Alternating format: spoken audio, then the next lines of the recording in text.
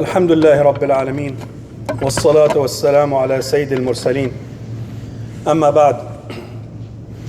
Allah Tabaraka wa Ta'ala tells us in Surah Al-An'am chapter 6 in verse 61 after بعد أعوذ بالله من الشيطان الرجيم بسم الله الرحمن الرحيم وهو القاهر فوق عباده ويرسل عليكم حفظة حتى إذا جاء أحدكم الموت توفته رسلنا وهم لا يفرطون. And he is the subjugator over his servants, and he sends over you guardian angels, until when death comes to one of you, our messengers take him, and they do not fail. Al-Qahir, the subjugator, is one of Allah's beautiful names. And what that name means is what Allah wants happens with no delay. There is Allah, and there's everything else after it. There is only Allah when it comes to action. So one may ask, why are there people who defy Allah and challenge Him? Why are they allowed to do that? Now, all creation are bound. Everything other than man and jinn are bound. They don't have any freedom. They do exactly what Allah tells them to do, what they were created for. They don't stray from that. But man and jinn were the only two species that were given the freedom of choice. Allah gave us that freedom to believe or not to believe, to be good or not be good.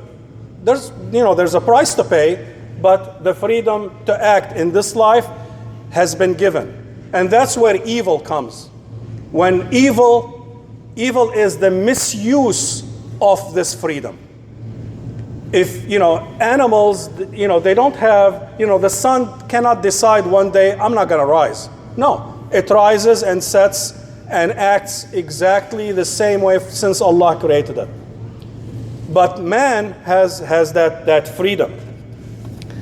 So, man has that freedom, and when they misuse that freedom, that's where evil comes in.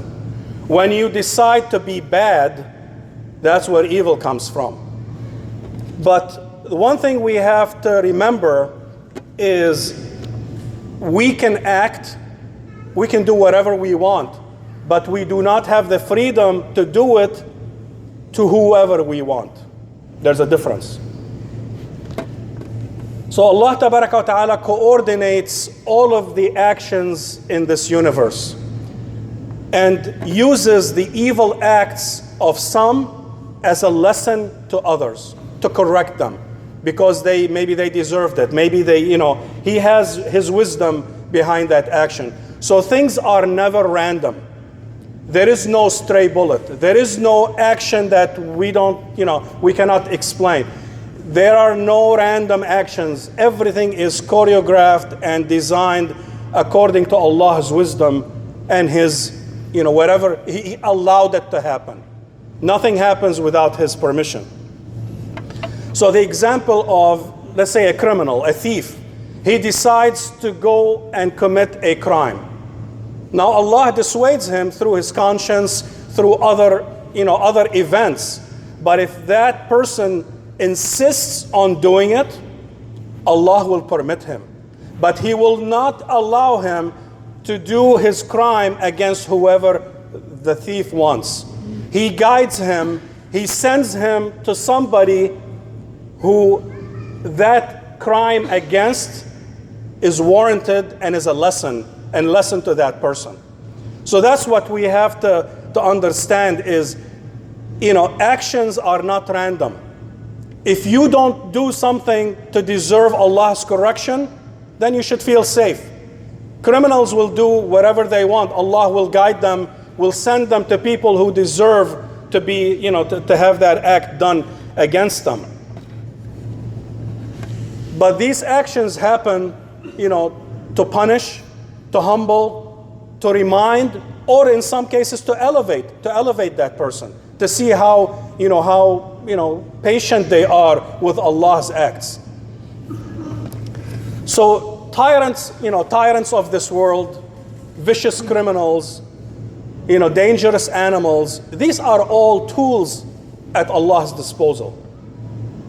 They do not have they cannot just act however to whoever they want. They can act, but they cannot act against whoever they want. Allah Tabaraka wa Ta'ala decides who they act against. And the verse in Surah Al-Baqarah, in Ayat Al-Kursi, we all know it. مَنْ ذَا الَّذِي يَشْفَعُ عِنْدَهُ إِلَّا بِإِذْنِهِ. Who is it that can intercede with him except by his permission? And one of the meanings of shafa'ah is when two entities interact. What the verse is saying is no two entities can interact without Allah's permission. That's a very general, that verse cannot be more comprehensive than that. No two entities can interact without Allah's permission. The knife does not cut on its own power. It needs Allah's permission. The fire will not burn without Allah's permission. A virus cannot enter the body and infect the person without Allah's permission. We have viruses all around us. People act surprised when they get sick. You should act surprised that you are healthy with all of the stuff that's around you, and Allah is protecting you from it because it did not allow those viruses to infect you yet. So it's up to Allah and His wisdom whether He gives that permission or not. So a criminal to do his act, he is free to do this act, but not against whoever they want. He needs Allah's permission to do it against a specific person. So that is a very comprehensive verse, that no two entities can interact without Allah's permission. So this is the heart of monotheism, of Tawheed, that there is only Allah. وَهُوَ الْقَاهِرُ فَوْقَ عِبَادِهِ. He is the subjugator over His creation. There is only Allah. There is only one entity to please. And a believer that is truly understand Tawheed and understand Islam does not go and run after this person and that person and that person. He only has one entity to please. Because if you please Allah, He'll keep all the others away from you. They cannot hurt you without Allah's permission. You have one entity to please, and Allah Tabaraka wa Ta'ala put very clear rules of engagement. He gave us the Quran, He gave us His commands, He gave us the sunnah of how we are supposed to be acting in this life. You act in this life and you go on the Sirat al-Mustaqim, you don't veer from it, Allah protects you. Because the verse says, وَيُرْسِلُ عَلَيْكُمْ حَفَظًا. And He sends guardian angels to protect you. You are not, do you feel Allah's love when you hear that verse? That as a believer, you have angels around you protecting you with Allah's order. They protect you until Allah says, leave this person. I permitted this to happen. Or when death comes, those angels get out of the way and the angels of death come in and collect the soul. But other than that, Allah Tabaraka wa Ta'ala sends these guardian angels to protect the believer and protect everything, all of creation, based on Allah's desire. If He wants something to happen to you, doesn't matter if armies were guarding you, it's going to happen. And if Allah does not want any harm to befall you, if all of the armies of the earth want to come after you, they can't touch you. That's what Tawheed teaches us. That's why a believer does not fret about things. Does not worry about these things. If you want to worry about something, worry about are you doing something wrong? That you need to worry about. Are you doing something against Allah's command? Are you doing any sin? That's what you have to fear. Because when we stray from Allah's command, we are inviting Allah's correction. You may call it punishment, but I call it Allah's correction, because He does not want you to go too far astray. He sends these difficulties to get you back. But if you are on the straight path, then there is no point in punishing you and sending calamities unless Allah wants to raise your status. So it all happens with Allah's wisdom and Allah's permission. حتى إذا جاء أحدكم الموت توفته رسلنا وهم لا يفرطون. So the angels will protect until Allah's order that that's it, your lifespan is done. The angels get out of the way, and the angels of death come in and they collect the soul. And Allah Ta'ala subjugated all of creation with death. Everything that He created must die. Everything dies except Allah Ta'ala. That's how He subjugates His creation. Everything dies, even angels, everything dies at one point. At one point, Allah Ta'ala will be the only one left, and He will say, where is everyone? And he repeats it, and there is nothing. Everything dies. And then He permits it to come back to life, and we start the next phase of the eternal life. So we cannot escape death, no matter how these people that don't believe in Allah, they think that doing this prolongs your life and this prolongs your life. And if you drink the blood of children, it will prolong your life. And all of that nonsense. You cannot escape death, and you cannot prolong your life, not even 1 second. Everyone's lifespan is set. Allah sets it. Diet, exercise, all of the stuff that people do will not prolong your life or shorten it by even a second. So you may ask, okay, if life is set, why should I exercise? Why should I take care of my body and all that stuff? Diet and exercise have to do with the quality of life, not the span of life. If Allah gave you 80 years, that's what you got.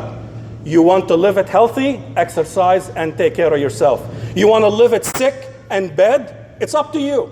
You want to be healthy, you want to live that lifespan in health or in misery, it's up to you. But no matter what you do, you're not going to change that lifespan. That lifespan is set by Allah. So all of these people that don't believe in Allah, they're chasing immortality. Immortality does not exist for human beings. Allah Ta'ala subjugates us with death. We have to taste death. We never die, we taste death. Allah created us to live forever. We live for a little time span here, and we taste death, and then we go to the next life where it's eternal, either in heaven or in hell. But we were created to live forever. But in this life, we have a very set time span. And no matter what you do, you're not going to change it. It is set by Allah Ta'ala. Allah Ta'ala says, يَا أَيُّهَا الَّذِينَ آمَنُوا اتَّقُوا اللَّهَ حَقَّ تُقَاتِهِ وَلَا تَمُوتُنَّ إِلَّا وَأَنْتُمْ مُسْلِمُونَ. A very famous verse that they repeat many times in Jum'ah. In Surah Al-Imran, chapter 3, in verse 102. O you have believed, fear Allah as He should be feared, and do not die except as Muslims. Now, death is not in our control, so how can I not die except on state of Islam? What the verse is saying is make sure that when death comes, you are in a state of Islam, in a state of submission to Allah. That's what the verse is advising us, that when the death comes, let him find you free of associating anyone with Allah. Let him find you free from other people's blood and rights. Nobody has anything against you. You did not hurt people. You did not take what does not belong to you. Let it find you in a state of submission to Allah Ta'ala, to His orders. You're living the way that Allah wants you to live. That's what the verse is saying. So since we don't know when that time of death is, we have to be on our best behavior all the time, because it can come anytime. So there is no timing it. We have to be good all the time, every time, all the time, until the angel of death comes in to collect our soul.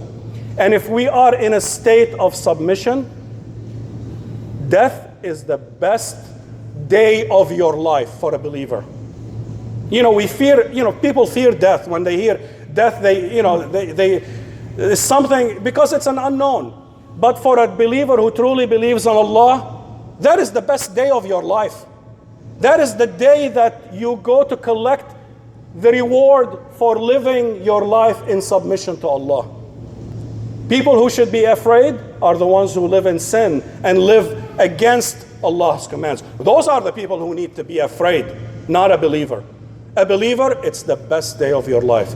أقول قولي هذا واستغفر الله لكم فاستغفروه إنه الغفور الرحيم.